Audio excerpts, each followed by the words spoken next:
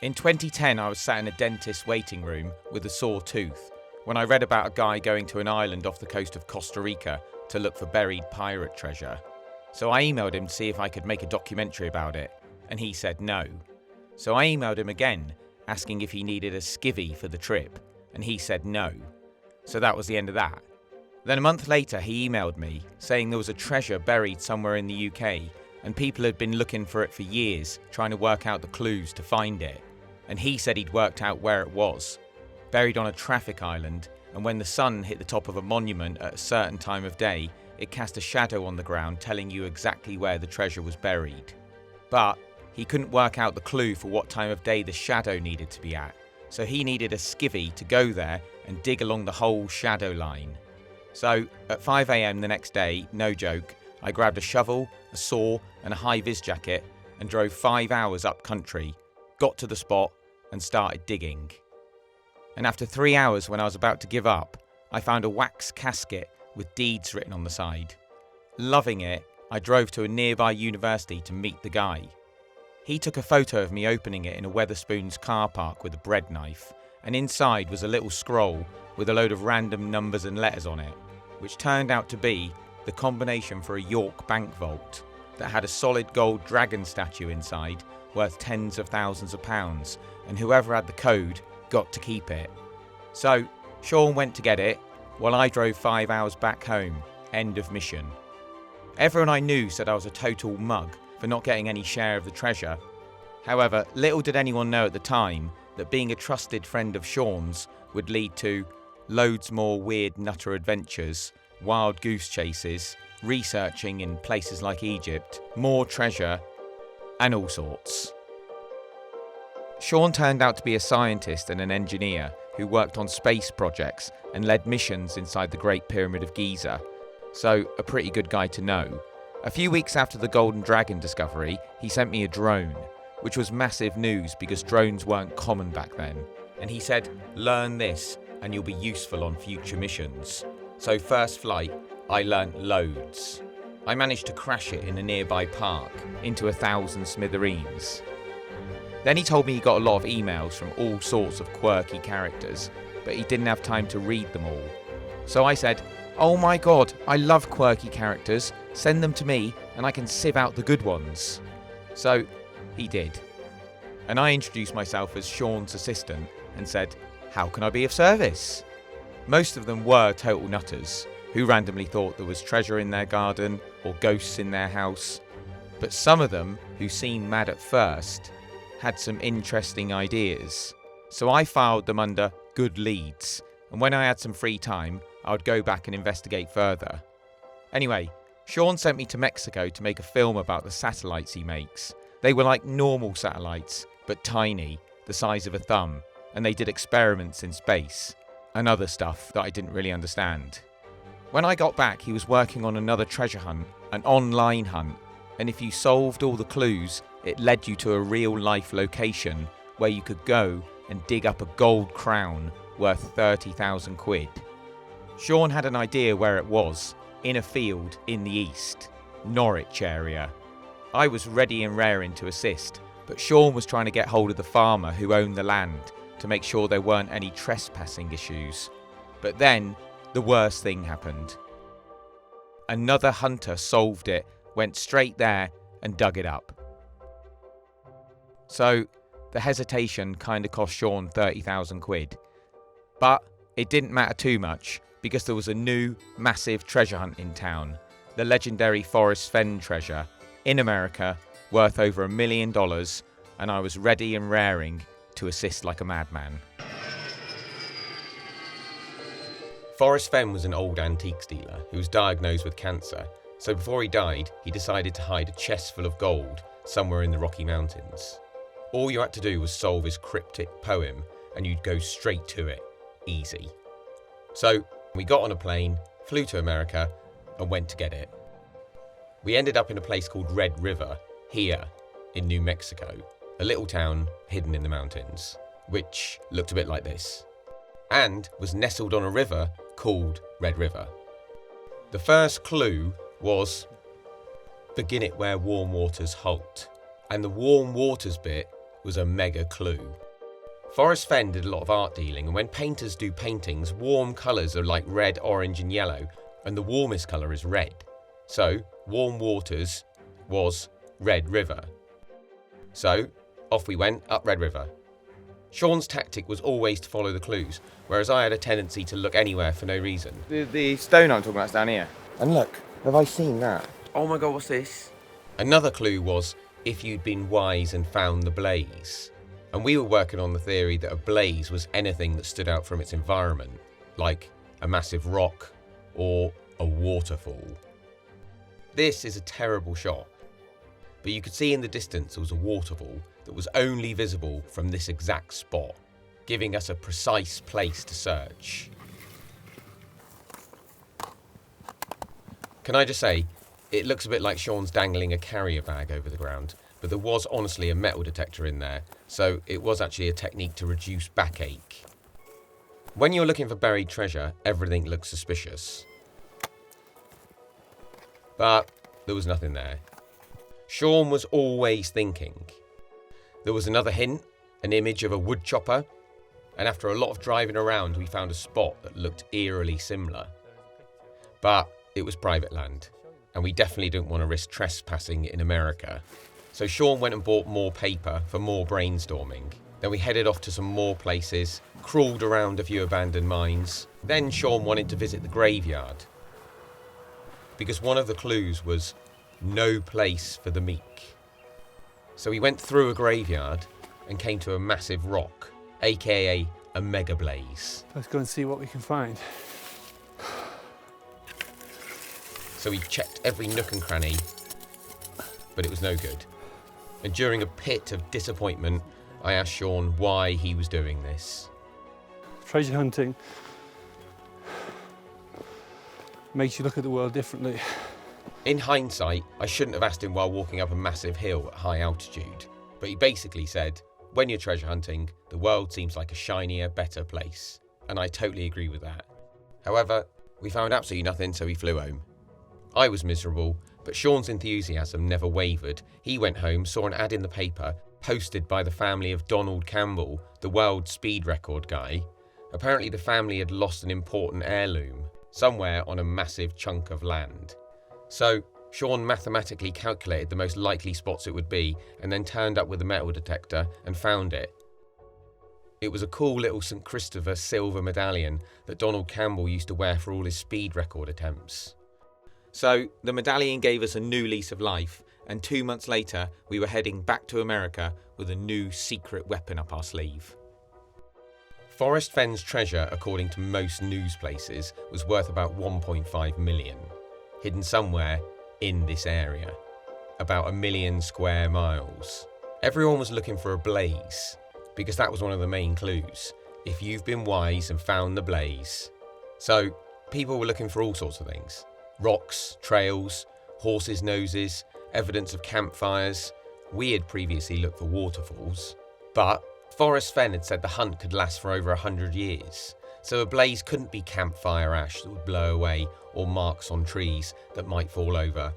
So we went on another trip with a tweaked new theory. It was super snowy and we had to hire out snowshoes to walk everywhere. And some places were mega deep.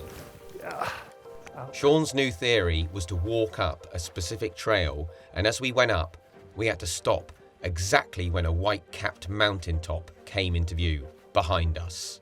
I.e., as we walk up a steep hill, the distant mountaintop would slowly come into view behind us, and we had to stop the first moment we saw it, giving us an exact spot to stop. And we were being wise by looking behind us, like an owl. So we were onto a right winner.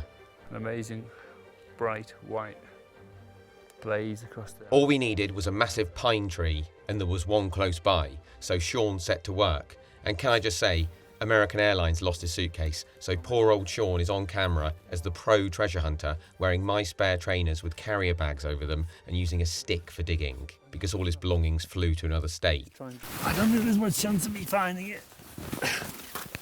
So, we had to go back, make friends at a bar, come back the next day with a borrowed metal detector and a borrowed shovel, so Sean set to work.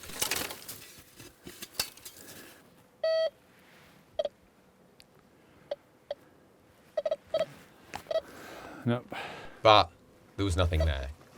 Then another hint implied there was sage growing in the area, so we spent a day wandering around smelling sage. And that really sums up treasure hunting. Loads of excitement on the way there.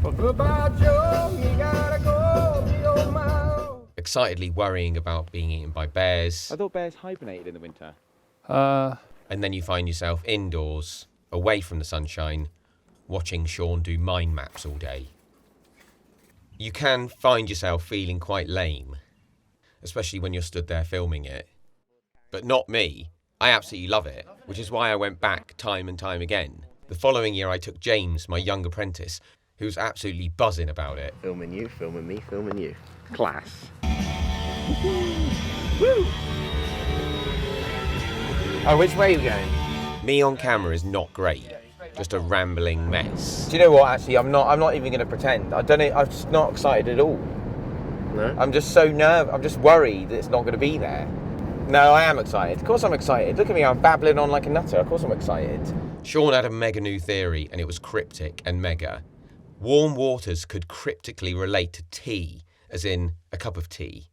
And then the next clue was not far but too far to walk, which could mean drive. Or not far but too far to walk could be considered a fair way. And then the next line was put in below the home of Brown. And put is very close to the word putt. So you add tee, drive, fairway, putt, which took us near a golf course. And then down the road from there, we were hoping to find a pair of pine trees, an old well, a derelict schoolhouse, and then a shadow at sunset, which would lead us up the hill to a Y-shaped tree with a bush next to it that hid the treasure chest. So we were on the scent like nutters. So basically, obviously a tree is like normal and straight, but you get quite a lot of trees, two trees growing out of one stump, so it makes like a Y shape. And Sean said that at the end of the poem there's a line that says, "Why is it that I must go?" So basically we need to keep our eyes peeled for Y-shaped trees. We stopped off to get some drone shots and to get something to eat, but the excitement was almost too much. I got a bear claw. A bear claw? Yeah. And you feel excited? Too excited. I don't know if I'm going to be able to eat this. Well, it looks like there's going to be no snow there, and that will not be good. I want to go there and not be sure it's not there. I don't want to know it's not there. This is the kind of drivel you end up talking when you think you're about to dig up millions of dollars. I'm literally shitting it. Heart's pounding. Is it? Yeah. I'm getting the hot sweats. I'm just afraid there's going to be people there, like loads of people watching, or somebody pulling over and saying, "What are you doing?" So phase 1 is we drive by and just look at it. Phase 2 is pull over by the abandoned school and just have a quick look. And then we get in the car and we do phase 3, which is drive further down the road and approach the site from round the back near the graveyard.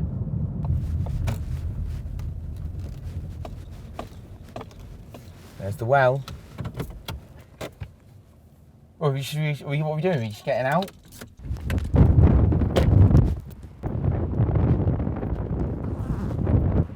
Nothing. Hello? Right, let's just go for it. The quicker we get up this hill, the better. We're not even going to go phase 1, phase 2 or anything. Just go. I don't know, are we going to phase 2 and phase 2? No, quick, let's get up that hill. Yeah, let's do it. I haven't even brought anything. I didn't even bring my bag or a metal detector or anything. If anyone says anything, we'll say we're just taking a photo with that camera. Now, Forrest Fenn intended to die in the same spot he hid the treasure, so a thick bush would be perfect to conceal treasure and a body. Smells of sage. There's pine needles everywhere, and I can smell sagebrush like a nutter. Right, Y-shaped tree, Y-shaped tree.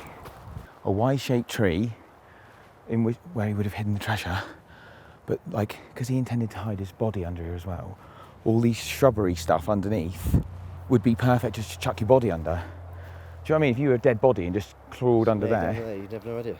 if you crawled under there and just put a load of that pine needles all over you, it would be perfect. While I was imagining dead bodies somehow having the ability to crawl around the undergrowth and cover themselves over, we spotted something else. Like, that does not look normal. Not normal? Who would do that? But I was starting to worry about everything. I'm just wary that last time me and Sean did this, we were just turning up and just pulling rocks out, and well, I was pulling rocks out, making loads of mess. And basically, if we were like, oh, come back tomorrow and have a look, if anyone came in between then and then it'd be obvious someone's been there looking. We're gonna have to come back with a metal detector, aren't we? Then we saw some other searchers. Oh, He just lives in there, man. Chill out. He drove back the other way and slowed down. And now he's turned around. Oh, is that why he and was parked there? Yeah. Alright, let's keep an eye on him, see where he goes. Well, they haven't seen us. They haven't looked at us. If they knew we were up here, They're they'd be by like, our car. we definitely don't want to go down there whilst they're still there, Will. Because they'll see us come from up here. You're fucking right. Fucking so right. Let's get. The worst thing about looking for treasure is other searchers. Yeah. If they see you at a certain point, then you've basically handed your solution to them on a plate. Well, now we've had a scare. Now some bloke's seen us, slowed down, looked at us, driven past, done a U-turn, come back, pulled in next to our car, and come looking for us. Yeah, well, it kind of puts a bit of a sinister slant on it all now. And you can get away with it because you can say you're taking photos of the view. But when I've got a metal detector in my hand, well. The last thing we wanted to do was give away Sean's solution, which I could hardly remember. If you've been wise and found the blaze, yeah, the sun, look quickly down your crest to see, yeah, the shadow coming from those trees. Go up there. The next line is, but tarry scant with marvel gaze. So yeah, it's obviously a marvel gaze. Yeah, there's a lovely view, but tarry scant with marvel gaze. Just take the chest and go in peace. I like the take the chest and go in peace because there's a graveyard nearby. So in theory, you could pick up the chest and walk down past the graveyard. So you're going in peace. So what we're doing, we're going to go around and do a quick skim of all the trees we like the look of, and just to see if there are any initial buzzes. Round 2. So we need to keep up, we need to be discreet and keep away from the road. And look, this is the well. After all the talk of being discreet and keeping away from the road, we parked in exactly the same spot and stood around talking about clues. Idiots.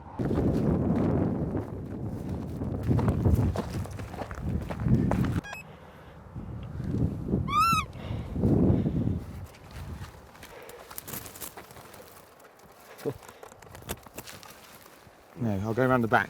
Really, you'd have to be pretty ballsy to put the chest this side. This is a no to an initial skim. So what's the next one on the list? So this one up here, with the Y-shaped tree.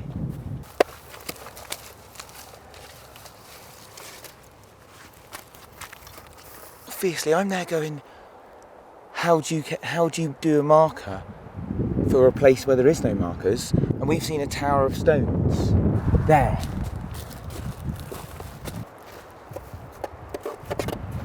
I presume it'd be under. Sadly, there was nothing near the stones, so we kept looking.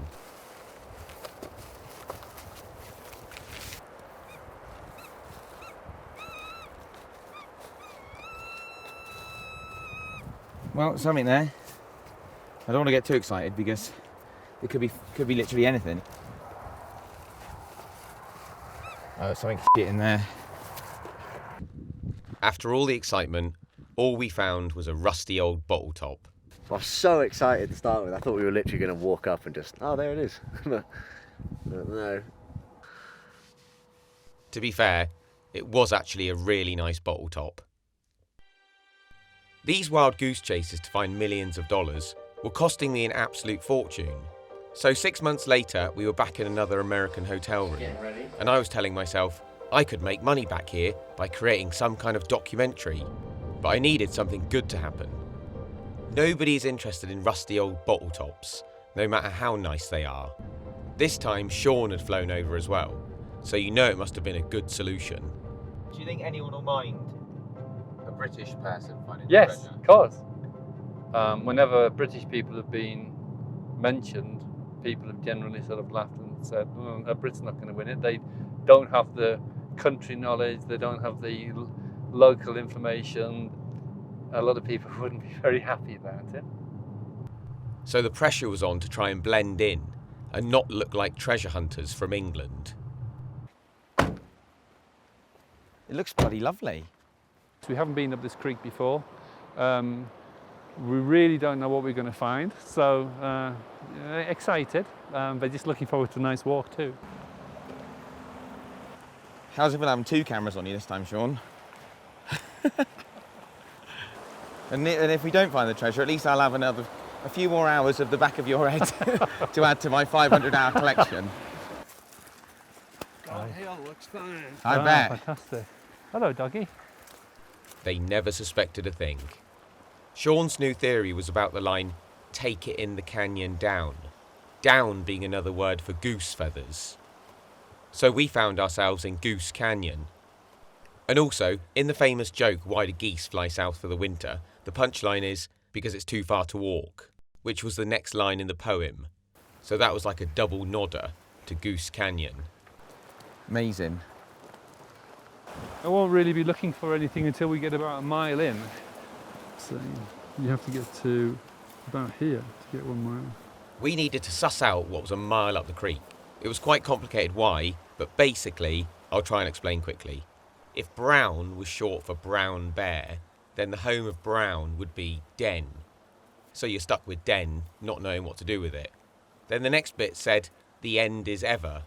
So if you take the end of ever, which is ver, you're left with den and ver.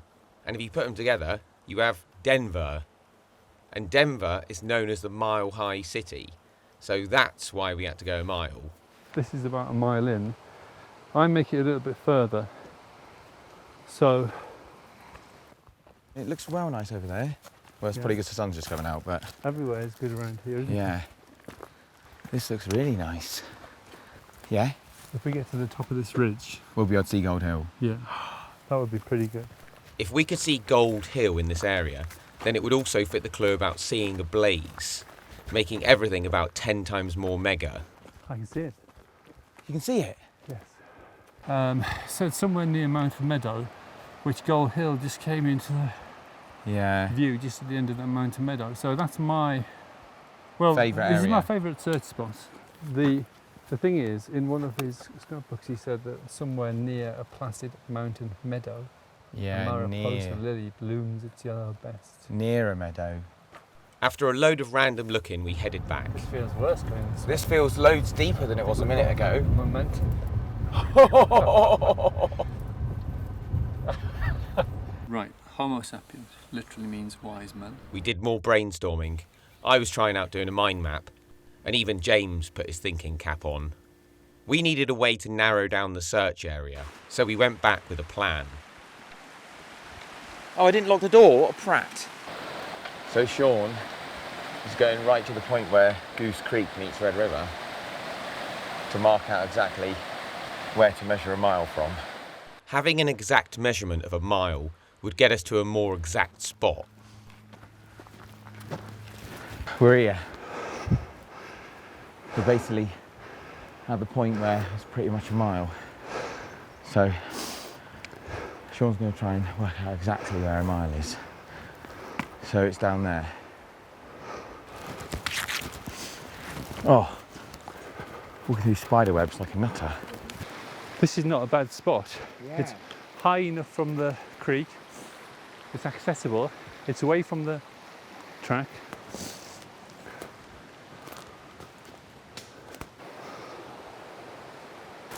See, like you just pull away one branch and it reveals all kinds of stuff. I mean, obviously that's not really what we're looking for, but it just goes to show how stuff can be real easily hidden. What's that?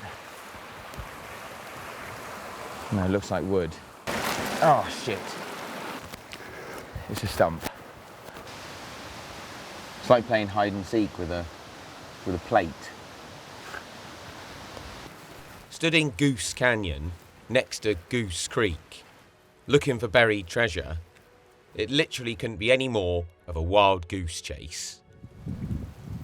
I'm out of ideas. Over the next few years, we tried all sorts. Searches have been made for this treasure chest. Interviewing other searchers, like Cynthia, who was lovely, and interviewing friends of Forrest Fenn, like Douglas Preston. I've known Forrest for about 25 years, maybe 30 years. Who was a right legend, but gave us no clues.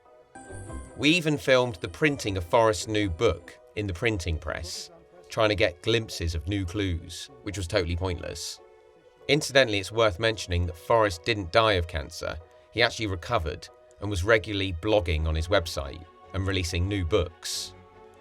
In total, I was going to Red River for 8 consecutive years. Oh my God, yeah, you're right. So Hang on, are you right? I don't know. Which is pretty tragic. Poor old James spent 3 birthdays in a row in Red River Library. We were obsessed with Goose Creek, so we scoured every last inch. Always turn over rotting bugs. In every season of the year. A year later, I even took my parents with me to search, excitedly setting out each day into nature, searching for treasure as a family. They've never been to America and they're absolutely loving it. Debating clues each night, Dad finding blazes everywhere. And at that moment, I put 2 and 2 together and finally realised all these trips had been totally pointless. All the video footage was crap, apart from when I filmed a bloke catching a fish and I got it wriggling in his hands. The only luck we had was when we called in Vegas on the way home, when we managed to convert these scraps of paper into real cold hard cash. But Dad lost that on the horse racing machine. And then the saddest bit of the whole Forrest Fenn saga happened when we got home about 2 months later. I was out for a Sunday cycle on this exact bit of road when I got a text message, so I pulled over to read it. It was a fellow Forrest Fenn treasure searcher saying there was a rumour going around that the treasure's been found. Oh my God, my heart sank. The treasure has been found. It was discovered by a guy called Jack, who never revealed where he found it or how he cracked the poem, which infuriated other searchers because they wanted to know the answers. However, you can't really blame him because American law is complex and finding a box of gold somewhere probably has a load of legal implications. Anyway, years later, other searchers with a keen eye analysed the photos of the treasure, closely looking at the sticks and stuff in the background of Jack's photos to try and work out where the spot was. And their best guess at the final solution was warm waters meant Firehole River in Yellowstone, i.e. it sounds hot. Canyon down was just follow the canyon downstream. Too far to walk literally just meant a few miles. Home of Brown meant a brown trout fishing spot. Put in was go in the river. Then in the woods on the other side there was a blaze mark on a tree which indicated the treasure was below, or something along those lines. All this was absolutely miles away from where we were looking, so that was the end of that. Sean carried on, unfazed as usual, and I buried my frustration about 30 centimetres under the soil in a local field. In my pit of sadness, I looked through Sean's old emails in the good leads folder with all the nutters in. One of them was a French psychic. Well, I say psychic, he was actually an expert dowser. Dowsing is an incredibly old practice where people walk around with 2 sticks and they can locate water beneath the ground. Which was very weird because I'd literally just read an article in The Guardian about how dowsing for water 100% works. So I thought this guy was worth checking out. Plus, he claimed to be able to do it with gold. If you can find water miraculously with 2 sticks, why not gold? And to top it off, he could do it at home using maps remotely. It sounded too good to be true, but I thought, might as well give it a whirl. So I asked him if there was any treasure buried in my area, and he gave me 3 spots on a map. Can I just say, to be fair, I live by the coast in England. There's thousands of years of history here, from Romans in Ipplepen to Viking raids up the River Tean, all sorts. If there wasn't treasure hidden in a hedge or a bank or a field or an old wall round here, I'd be very shocked. So anyway, these 3 spots on a map. The first one, the farmer didn't want me walking on his crops, so that was out. The second one, the farmer said yes, so I dragged an old school friend to help me dig. However, we had problems. There was broken plough everywhere, setting our metal detector off all over the place. And B, the dowser man said it was 70 centimetres down.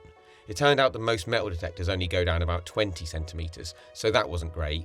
So finally I checked out the third one, and he'd marked out the whole field, which was massive.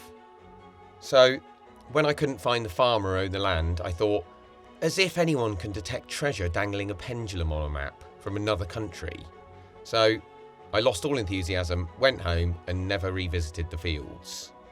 However, the council built a new dual carriageway right across the field, and while they were digging there, they found a massive Roman settlement in that exact field. Archaeologists turned up, dug a load of sample holes, identified that it was Roman and medieval, found a load of pottery, sent it to Exeter Museum, and then let the workers finish the road. Crazy. So, if the treasure was there, then it's probably about here, in the fast lane, about 70 centimetres under the tarmac. So I concluded that, just maybe, there might be something to this skill, and Albert, as he was called, might come in handy for future treasure hunts. Albert was a world-famous dowser from France, who discovered hoards of coins, underground tunnels, secret crypts, all sorts of stuff. However, he was in France, and the laws over there don't allow you to dig willy-nilly, which was obviously frustrating for him. After I'd nagged him about trying to find the Ark of the Covenant, the Holy Grail, Solomon's Mines, or where Henry Avery buried his treasure, or where the Amber Room might be, he told me he was focused on finding Captain Kidd's treasure, which he'd narrowed down to Thailand area. So I said, let me know when you find it, and went back to my folder of good leads. And there was one guy in there who was looking for treasure at sea. His name was Terry, and he had a mega custom-made sailing boat with a load of treasure hunting kit on board. And he wanted to sail to the Indian Ocean to look for pirate treasure, which sounded mega. So I asked him if he needed a skivvy. And the next thing you know, I'm down in Penzance, Cornwall, pirate capital of the world. Terry and his first mate Pete were waiting for me. They were both expert sailors and spent their free time looking for sunken galleons, and they were waiting for permission to come through to go look in the Indian Ocean.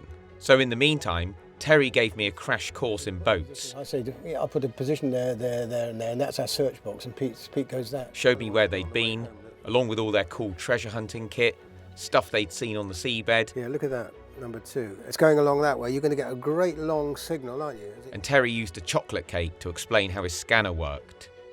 It was all mega exciting stuff, and they were bona fide treasure hunters. Pirates were on everyone's mind, and we wasted no time going searching. I had my new 360-degree camera, so I was ready to capture every angle of the gold bullion we'd find, whilst learning the ropes of boats. Just chuck in here, right? There are so many wrecks off the coast of the UK from over 5,000 years of boating history. The wrecks of these guys are literally just piled up on top of each other.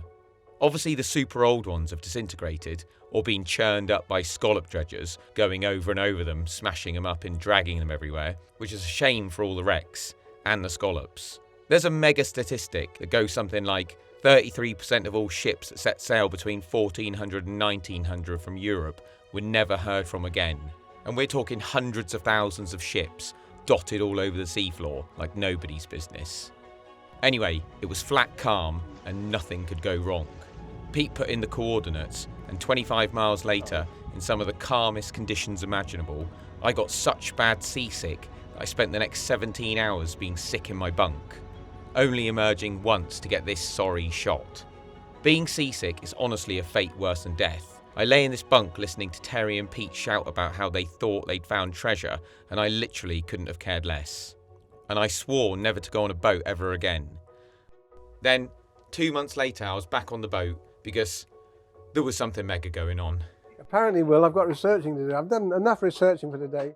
Terry and Pete had been into Redruth Museum in the archives, and they'd found a letter from the 1600s, supposedly written by the famous pirate Henry Avery, cryptically explaining that he'd hid loads of treasure on a local beach.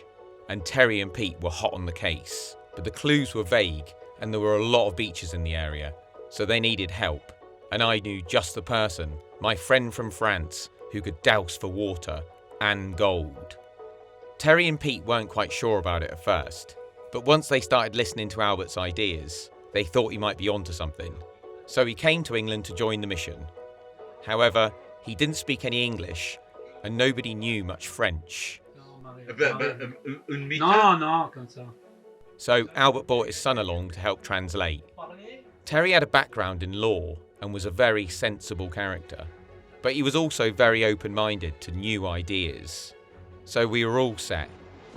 Hey, good boots, Pete. But before we could even get to the beach, Albert's rod picked up a strange signal up the cliff, so we followed it. Right to a thick bush. But it was mega thick. Where is the goal? So we tried to squeeze in behind it, Whereabouts is it? and Albert's rod started spinning like a nutter. So Pete got the metal detector out Right, try that. and started getting a signal. This thing may have been causing the signal, this barbed wire. But it was right by the barbed wire, and there was literally barbed wire all along the wall, making it impossible to search properly. So we went back to the beach. Not being able to speak the same language meant there was a lot of just standing and watching, which made it all the more interesting. Then Albert started pointing at a patch of sand, marking stuff out. Then he carried on a bit longer, I don't know what he's doing now. He's double checking, I guess. and did his double checking until he was totally confident. There's something.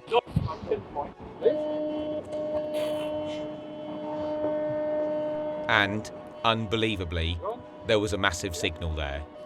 That's definitely strong.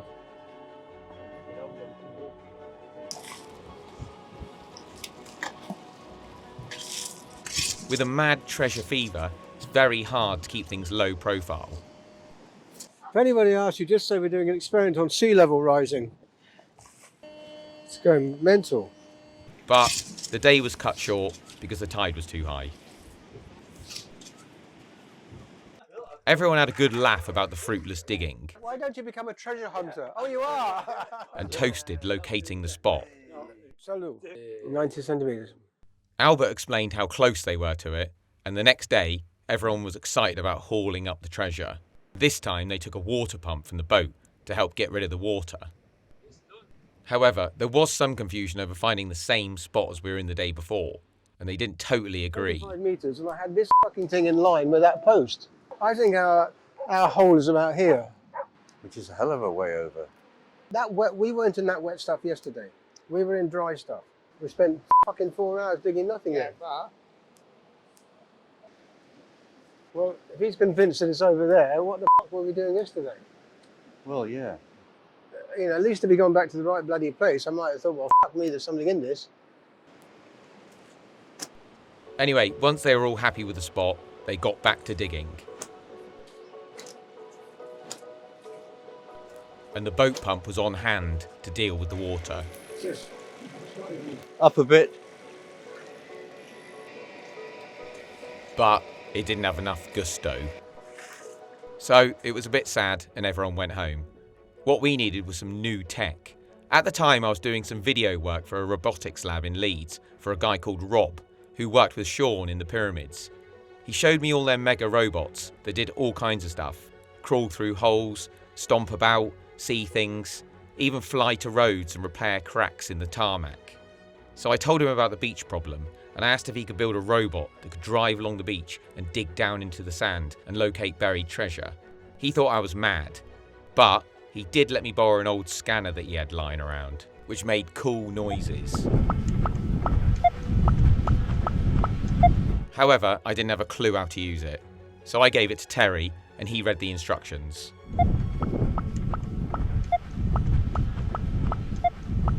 However, they couldn't work it properly either. When you've been down there enough times, you start to become part of the scenery, and no matter what you're doing, whether you're burying dead bodies, hiding arms, or drugs, you're just old news that nobody was interested in anymore, and word was going around that we had absolutely no chance.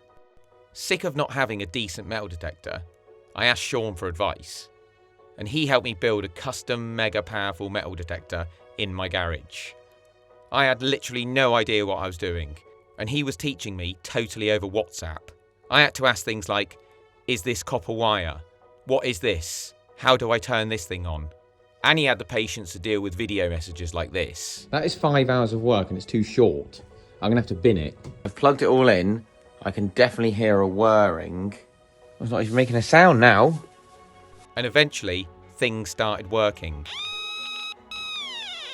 And I got super confident and started making tiny ones, massive ones, even ones I could put in my shoe. And then my dad started helping and made all kinds of things from walking sticks to over shoe detectors. And I was chomping at the bit to try the best one out. What the f*** do these people have to come to this end of the beach for? So 2 weeks later we were back down there in the pouring rain and it worked mega.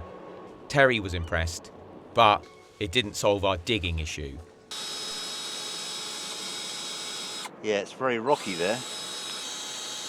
Might be a treasure chest. Could be. Terry decided we needed more manpower that he liked to call hairy asses. Well, who are these hairy asses? Where do they live? Devon, okay. And their mates are yours? Yeah, okay. So it was up to me to find willing diggers. Asking people to take a day off to do hard manual labour for free on a cold beach in the winter because someone used extrasensory skills to locate buried pirate treasure turned out to be a pretty hard sell. And the next time, I only managed to rope in one person, Jack, who was a legend, and he was ready to stop at nothing until we found something. And because I'd only bought one person, Terry said I had to help too. This time we had a channel for water to escape and a mega pump. Not far off a metre. Which really got rid of water. And every now and then we tested it with my super reliable mega metal detector, which was buzzing like crazy. But then, total disaster struck. Oh my god. I mean, it's been there. What is it? Yeah, but look, It was a super old looking pole with barnacles all over it. And the signal had vanished. The pole turned out to be total junk. Fucking hell, you just couldn't make it up, could you? It's absolute ludicrous. We'd shifted about 3 tons of sand for nothing. And then the lifeguard came and told us we had to fill in such a massive hole. So, totally demoralised, we had to fill the hole back in again. Terry told Albert the bad news, that we were giving up. And Albert replied, "There is 100% treasure on that beach." So a few months later, Albert was back with a friend and the pump. And despite a few minor issues, Stop. it was back to digging. We're underwater because the tide is coming. Terry explained that 300 years ago, when the treasure was buried, the sea level was lower. I.e., when the pirates buried it, the hole was away from the water, and they could have marked the treasure with a big rock. However, now the sea level is higher, it's very hard to dig. That's the problem. Big problem. Then Albert bought out a mega monster metal detector.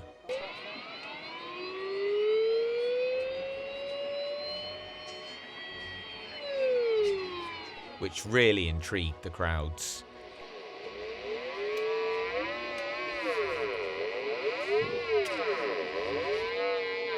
But the trouble with a mega monster metal detector is that it goes mega monster deep. 4 metres?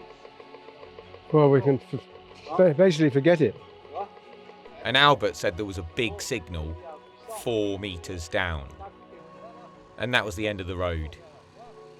Now I understand why the ones you buy in the shop only go down 20 centimetres, because nobody in their right mind wants to dig down to China and back. Necessary to have a big mechanic shower. If we know people which have an enterprise, and then you don't know here, and then lose it on the beach. I mean that would have a hard time. With a mechanic shower. The French guys wanted to get a huge digging machine, but the only things that were readily available in these neck of the woods was a pasty or an ice cream. We're trying to find a solution. Yes. Maybe we get a digger, but you've got to get.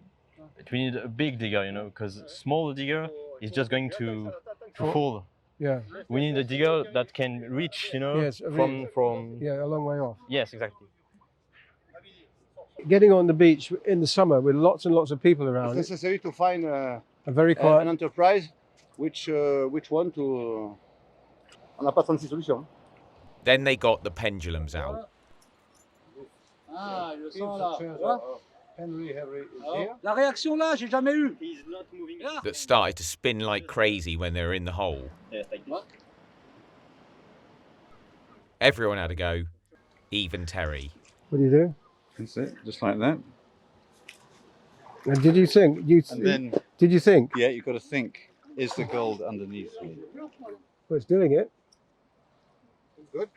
Is this Avery's treasure? Are we on the spot? They considered every option. I mean, the extreme is an archaeological dig.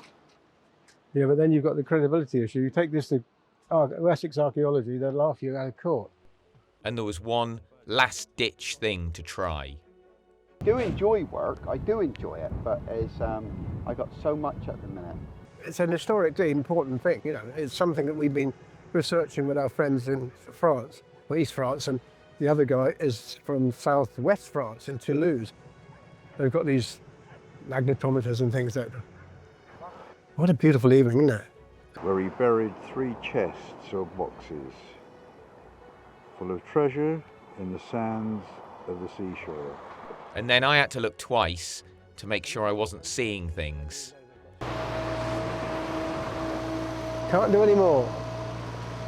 It's your moment. J'espère, ouais. J'espère. Fucking hell. Look at that.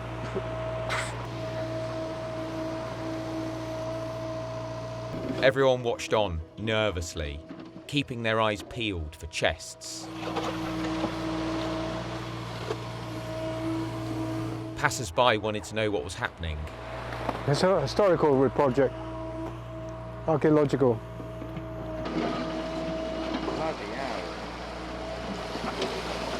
Every rock looked like a chest, and Albert said, "Keep going." Sorry? What does that mean? It was amazing, really, the grit and determination on show. He has to be getting close. It went on long into the night, and despite all best efforts, it just couldn't go as deep as Albert wanted to go. It was a lesson for any beachgoer armed with a bucket and spade. You can't dig down 4 meters. In the end, we measured it, and we didn't even get down 3. But that night, something super weird happened as we were leaving. Now, I don't know what this means, but as I passed the beach cafe, the owner was there. And he said it was very strange that we were digging in that spot, because 20 years ago there was a storm that moved loads of sand, and in that exact spot he found an old cannon poking out of the sand. Maybe it was Avery's marker, maybe it wasn't. Either way, he showed me a photo of it. It was 5 foot long and dated to around the 1700s, which is super close to Avery's time. And while I was marvelling over its rusted glory, he went on to say, loads of coins had been found on this beach, especially around the spot we were looking, and some of them were gold and on display in Truro Museum. So that's pretty mega, but not mega enough to get me down on that beach again to do more digging. I'd had enough of it, so that was the end of that. So Albert went back to France, and when he got home, he did get a bit of good news. His published work on Captain Kidd's treasure, which he finally declared was on an island near Koh Samui, Thailand, spread like wildfire and was featured in newspapers and magazines around the world. This famous old Kidd map, which was found in an old sea chest from the 1920s, Albert deemed as Koh Wang Nok, Thailand. It only had one bloke living on it, the caretaker, called Tiger. And little did he know that Albert had analysed every millimetre of the island on Google Earth and wrote a whole book about his calculations, looking at the shape, the features, the hills, the markers, and shared all his findings with the world. And a few months later, Tiger noticed something weird. A boat appeared, and a tourist, and then more people turned up, asking questions about the treasure. Tiger had absolutely no idea what was going on, but he could smell there was an opportunity right under his nose. So he did what basically anyone would do in his place. He put on a pirate hat, set up a beach barbecue fish shack, and did treasure tours of the island and became a local celebrity. Tiger did go on to find strange marks and carvings on the rocks around the island, which need better photos and better analysis. And can I just say, I can't be trusted to interpret any of this stuff. I have rose-tinted glasses on all the time. When I look at an empty field, I see Romans burying hoards of treasure. And when I see a tree, I see a medieval peasant burying his life savings at the foot of it. But anyway, nobody could make much sense of the carvings on the rocks. Tiger didn't have a metal detector, so basically nobody has ever properly looked on Koh Wang Nok. Mainly because the island is owned by some king or prince who aren't overly keen on granting permission for people to look for treasure. So that was an ongoing issue for Albert, and I went back to my folder of good leads to see who else was kicking around in there.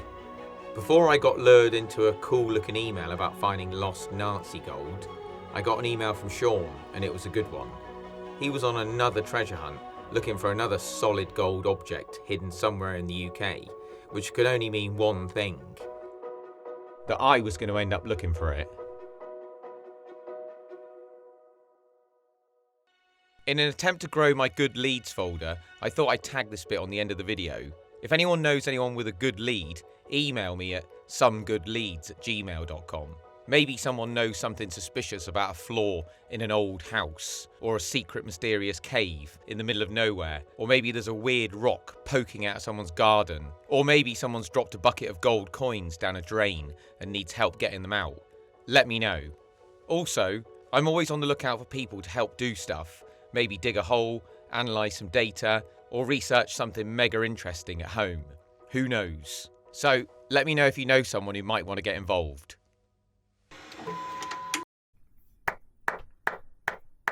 This is so turd set up. Okay, so that was the end of series 1. I reckon I've got about 5 more series in me with all this footage I've got from over the years. So I need to pull my pants up and get editing. And apparently I also need to say to subscribe to the channel, because then when I do upload anything new, people will see it. So click it now before this video ends, which will be super quick.